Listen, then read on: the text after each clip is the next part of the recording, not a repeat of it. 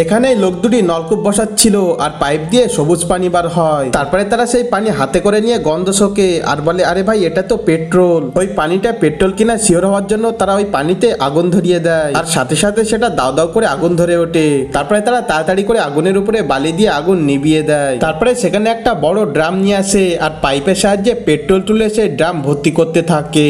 Drum ভর্তি করার পর তারপরে তারা পেট্রোলের স্যাম্পেল নিয়ে একটা পাম্পে চলে আসে আর সেখানে থাকা কর্মচারীকে পেট্রোলের স্যাম্পেল দেখায় আর কর্মচারী সেটার গন্ধ শুকে বলে, হ্যাঁ ঠিক আছে, এটা অরিজিনাল পেট্রোল। পাম্প কর্মচারী তখন ওই পেট্রোল গুলো নেওয়ার জন্য তার মালিকের কাছে ফোন করে। তারপরে তারা সবাই মিলে সেই নলকূপের কাছে চলে আসে। লোকটি তখন নলকূপ থেকে একটু পেট্রোল বার করে আগুন ধরিয়ে দেখিয়ে দেয় আর এটা থেকে ওই পাম্প মালিক পুরো 5 কোটি টাকা দিয়ে পুরো জায়গাটাই ওই লোক দুটির কাছ থেকে কিনে নেয়। কিন্তু তার আগে তুমি যদি তোমার মাকে মন থেকে ভালোবাসো তাহলে ভিডিওতে লাইক করে চ্যানেলটি সাবস্ক্রাইব করো আর কমেন্টে আই লাভ ইউ মা লিখে দাও। আসলে ওটা পেট্রোল ছিল না, ওটা ছিল সবুজ কালারের পানি। লোক দুটি ওই পেট্রোল পাম্প মালিককে ধোকা দিয়েছে।